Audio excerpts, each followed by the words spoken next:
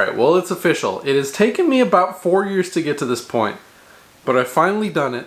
I finally reached that point where I am so tired of my radio that I finally decided to buy a new one. I have been braving this storm for years using the $40 Amazon radio in it, so we finally got something to replace that. And that is precisely what we're going to be doing today. Now, the thing is, I really hate car audio, and it's like the one thing on cars that I don't really care for at all.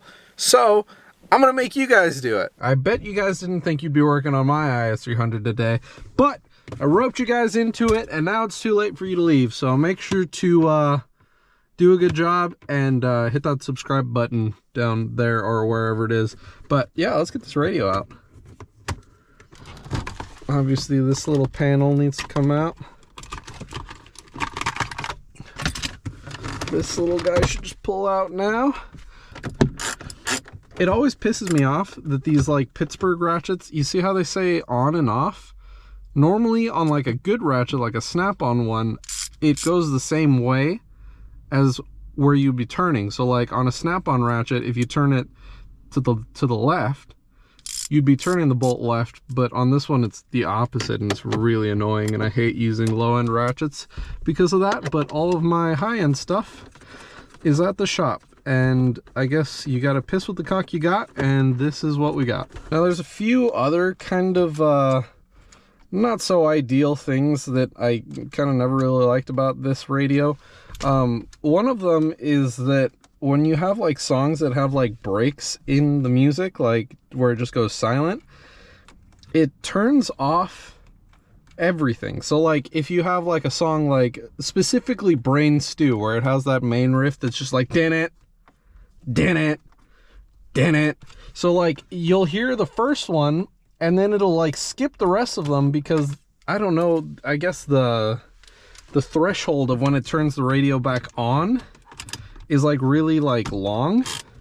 And I think that actually has to do with the amp interface that I'm using to interface this radio with the factory amp. I think that it's sending a mute signal to the amp anytime that there's not any music playing, which is super annoying. And I think that if this radio doesn't fix it, then that just means that I'm gonna have to go with like an aftermarket amp and do the full setup, which I desperately don't want to do. This is the last bolt, and then we should be able to pull this out and unplug everything from the back, take it inside. And I'm really happy because it's actually like super hot, but I am so here for it. I absolutely hate the cold weather, and this is the type of weather that I thrive in. All right, we got these two, Jesus Christ.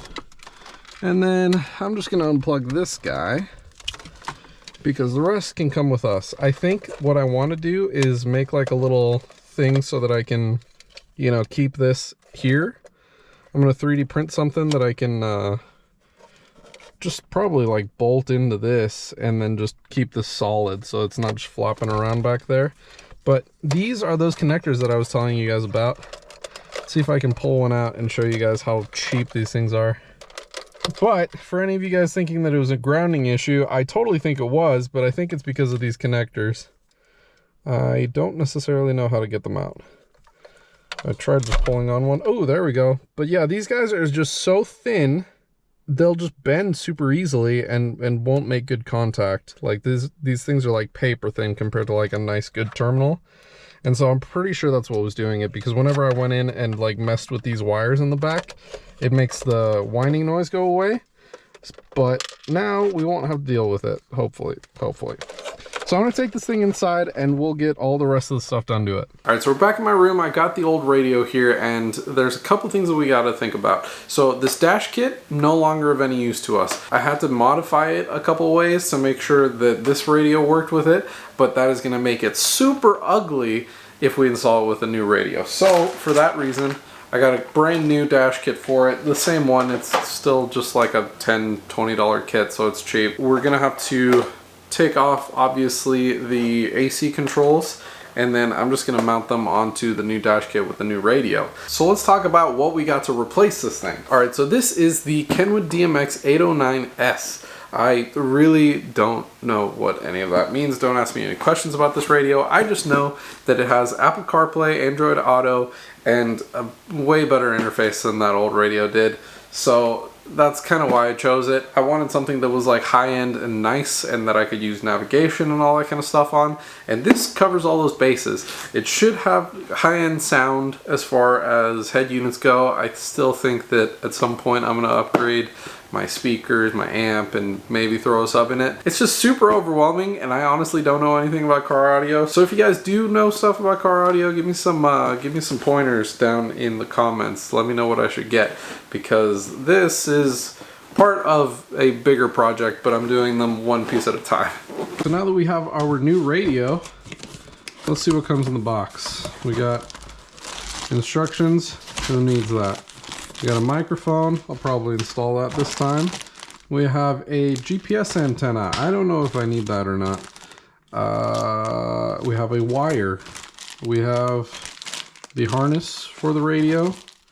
Some screws. I think this is a faceplate that we also probably don't need. More screws. And then we got the radio itself.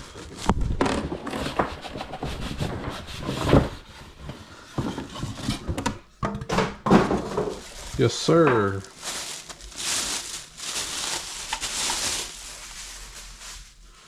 Alright, so this thing is wrapped up pretty nice.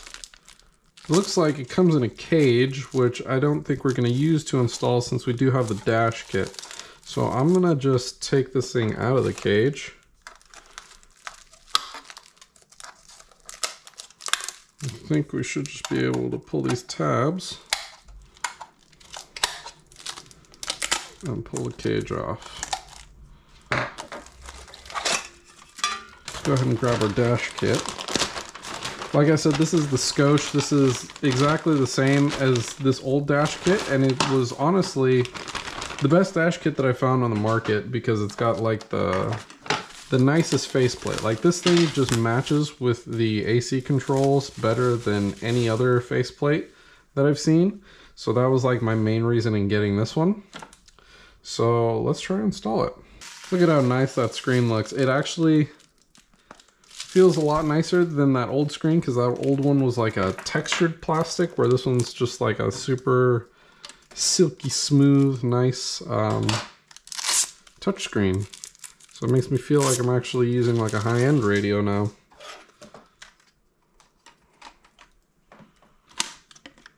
Now we can see if the screws line up, and we actually have a good amount of screws that line up, which is perfect because that last radio we had to drill holes to get any of the screws to line up. And this one I just don't think we'll need to. So we'll use some of these screws that they provided. We'll go ahead and throw them into the radio.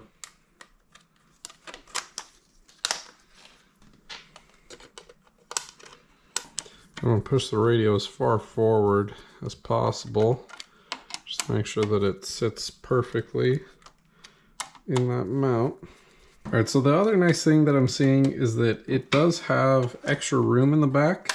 The nice thing is that since this is a mechless radio, or that it doesn't have a CD player, it's a pretty short radio, which means that we have a good amount of room behind it to store anything else that we need. And I think that what I want to do is 3D print something that'll bolt into the sides of here, and that will hold our amp interface just like that, kind of. So I'm going to go ahead and get this wired in. We have to basically cut off all of these old connectors from the old radio and plug them into the new one. But there are a couple things that I want to do a little bit different. I was looking up the documentation on this this little interface, and as we can see here, it says to tape off and disregard any remaining wires, and it actually gives us a list of certain wires that are supposed to be taped off and disregarded, which is this entire bundle and a couple wires on this thing. So I think what I'm going to do is I'm just going to unwrap this bundle and take the connector, or take the wires out of the connector, because there's no reason in even keeping them there because it's like a good amount of wire and it's just taking up space. So I'm just going to take them completely out of the connector and not ever have to worry about them ever again. Well, the rest of these guys shouldn't have to worry about. I just worry if there's something that has to do with those red ones being spliced that we're getting rid of. But, you know, we'll figure that out if it becomes an issue. All right, so we have a bit of a simplified harness on that side. I think there are a few wires on the side that I don't necessarily need also, but I'm just gonna unwrap this side so that we can have it all look like one cohesive thing. Got Loom from Alex Tech. This is just like normal Loom. It's expandable sleeving, so we'll be able to stick all of our wires in there. I've got a few different sizes just to make sure that we have what we need to make that harness look nice. And then of course I've got nice marine grade heat shrink with the adhesive liner, so that'll keep all of our splices nice and watertight and make sure that none of the elements get to them and corrode them. So I'm going to go ahead and grab this harness. This is the one that plugs into the radio right there, and we're going to start wiring this into this interface. So the nice thing is that all these aftermarket radios basically use the same wire colors for everything. So you can kind of just match those up for all the speaker wire connections. I'm going to go ahead and start making those connections. Those ones will be super easy.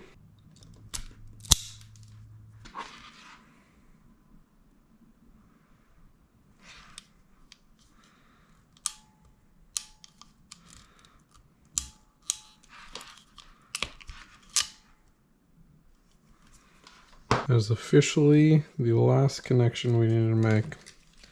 So I figured out that we can basically just harness it up like this, and it's all one big bundle. So I think I just need to bring all these heat shrinks up and shrink them down to the wires, and then I should be able to kind of bundle this all up. My idea is that I'm going to just de-pin this entire connector and get the loom on that way, because realistically it's going to be the easiest way to do it. So hopefully that works. I don't know, we'll see. Of course I got my good old crack pipe for getting all this heat shrink done. So this will just take a little bit and then we should be done with this whole thing. That is going to be my harness. It gets a little big there, which is kind of unfortunate just because of all the splices being in the same spot, but we can work around it. It's not a huge deal. So I'm going to go ahead and start de-pinning this guy. We don't necessarily need these two, so I'm just going to de-pin those and leave them out because obviously we're not going to use them. Same with this guy. I'm probably just going to de-pin that from this side. And we won't have any extra wires, only the ones that we need.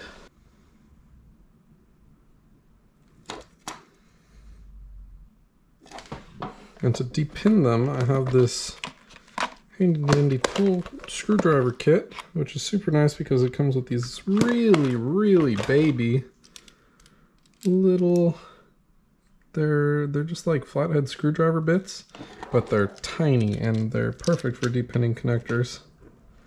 So let's see. There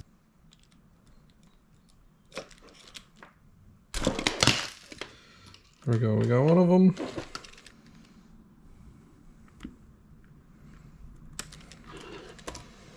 We got 1 and 2. So now for the rest of these, I just have to de-pin them and add them to that so that I can wrap them in the sleeve. Oh my god, this is all coming undone. Oh, that sucks. Okay.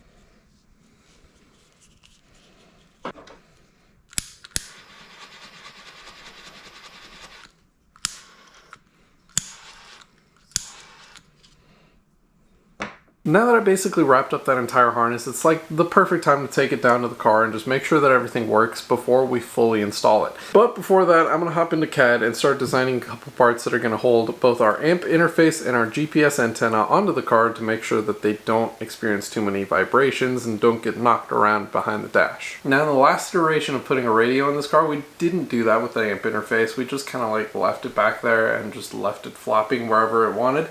And I didn't necessarily like that because, you know, obviously with it being in a car, that's moving around a lot and that can introduce a lot of stress on the wires, and it's not something that I really wanted to do. So today we're going to be hard mounting those, so I'm going to go ahead and design something on the computer so we can 3D print it and hopefully just bolt it onto the car.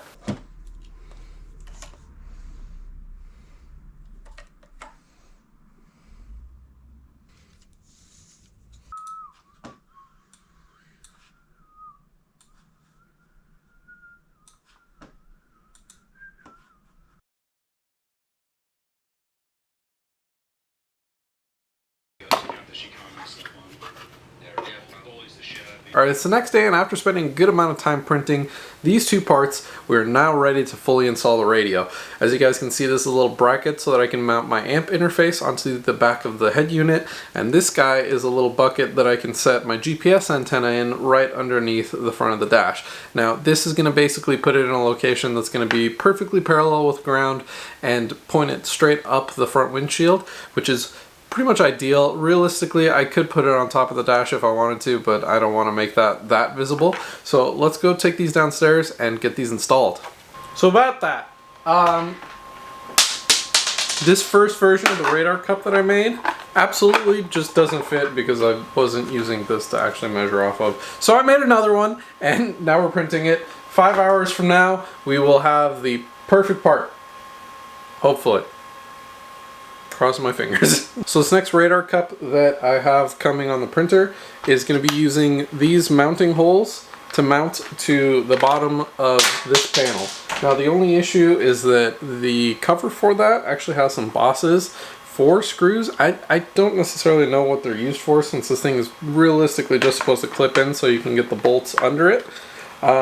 So I'm basically just gonna chop these guys off, probably I'd say like 5 millimeters. I don't really have to chop them all the way off, but I'm going to chop a little bit of them off just so that it'll clear the heads of the screws, and I'll be able to have this sit down all the way flat in its place. So I'm going to go ahead and cut this guy while I have that printing, and then we'll get this installed.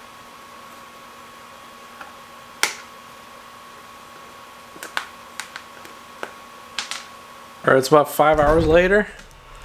We got our new tray completely printed. We can take this thing off the printer and try it on the car. So this time I made sure to bring the actual part that this is supposed to bolt into my room with me so that I could test fit it, and it works great. You can see it basically just bolts onto these two little unused screw holes, and it should house the GPS sensor right in here with a little recess for the cable to come out the back. So I'm going to go ahead and get this installed in the car, and we'll make sure that it all works with the new GPS sensor location. Hopefully we should be good for the radio.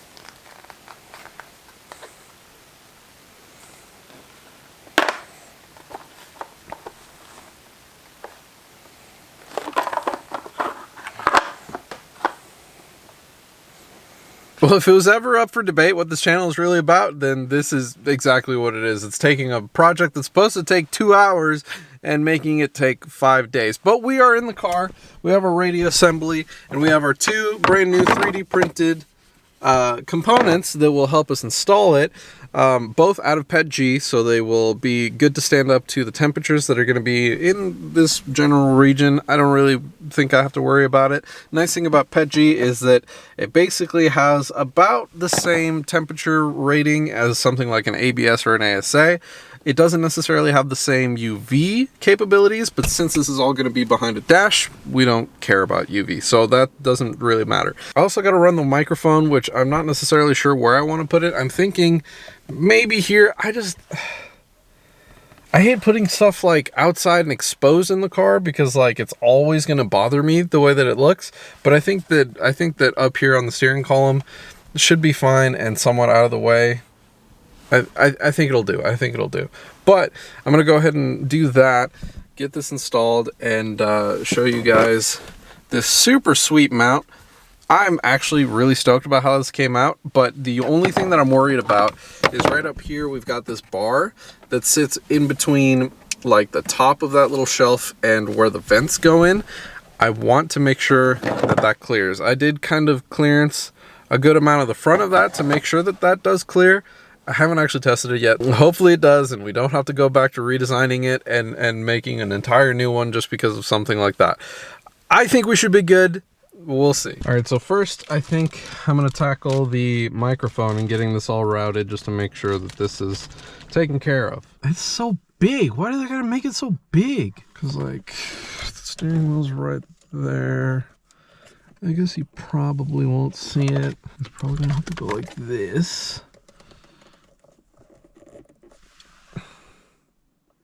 I hate that. I fucking hate that. I'm just gonna I don't know. I'm just gonna run the wire and not stick it to anything yet because I just don't like the way that that looks. Yeah, I mean, that's not too bad. Realistically, my wheel is gonna stay here. So like you'll see it, not too much. I'll probably move it later. But I'm probably just making too big of a deal about it right now, I'm being honest. Okay, we've got that done. Now, we've got to pull this amp mount off.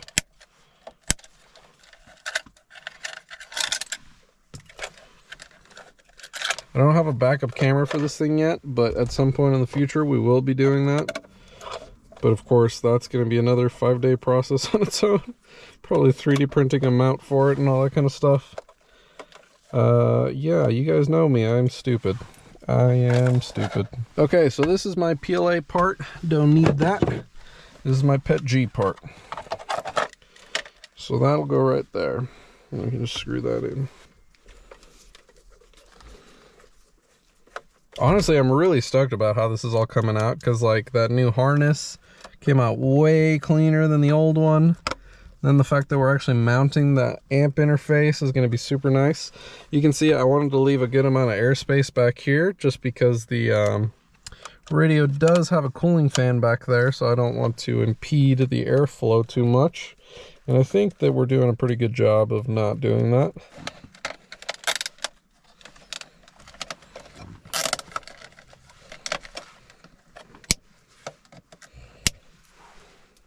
Okay, there's our unit.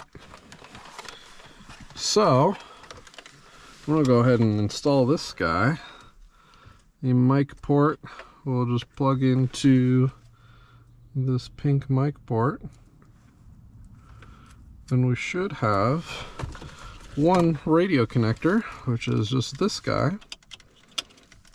And the entire unit can go in. Okay. That is officially good. We can stick this up here. I'm gonna go ahead and put this in the mount for it. Oh god, that looks so good, guys. That looks so good.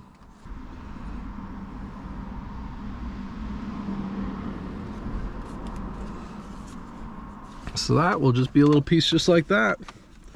It'll go right there. So now this thing can just be shoved into here, screwed down with the 2 screws.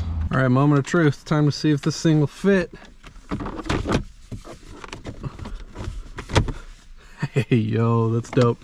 Okay, so I still got to pull this out because I haven't bolted the radio down, but it fits, so that's a good sign. Dude, it's perfect. It's literally perfect. Moment of truth. Let's see if this thing turns on. That's a good sign. That's a good sign. We got AC.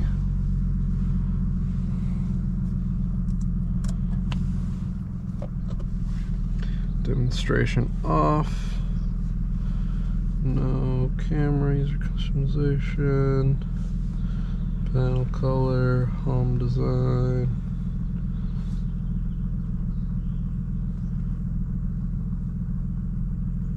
Leave that there for now.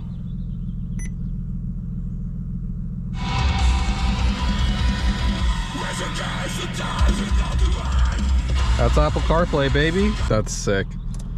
So when you turn the lights on, it dims the screen.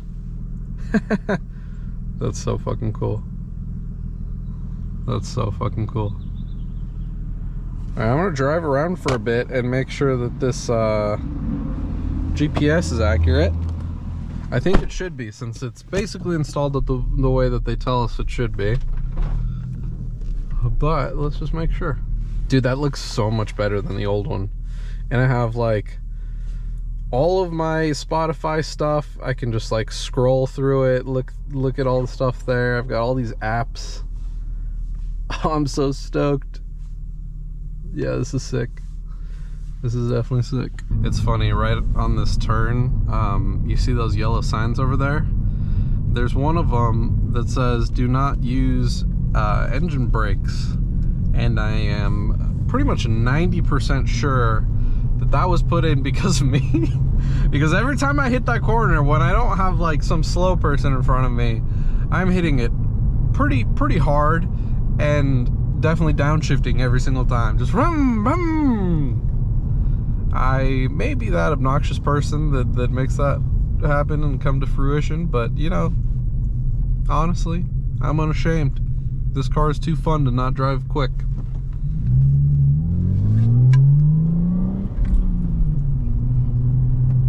Yeah, the GPS is perfect.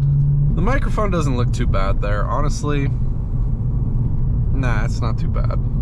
It'll be fine. It'll be fine. I gotta stop dwelling on shit like that. Little SC.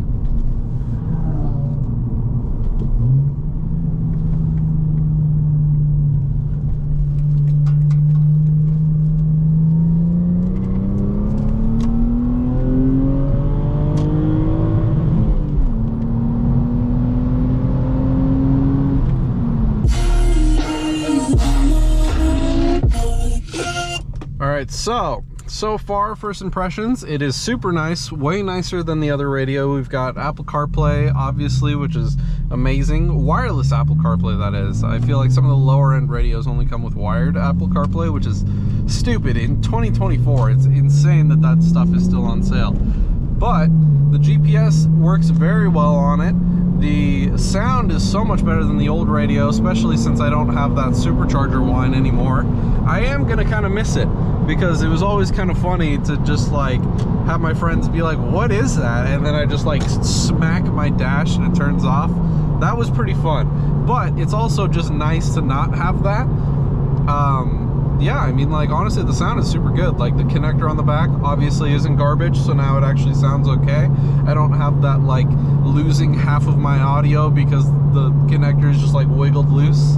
So honestly, it's a huge difference. It's a huge step up from the $40 little Amazon radio that I had, and I'm super stoked that I actually made the purchase, finally nutted up and did it, because for a while there I was not planning on doing it, but it's a huge change. I highly recommend it.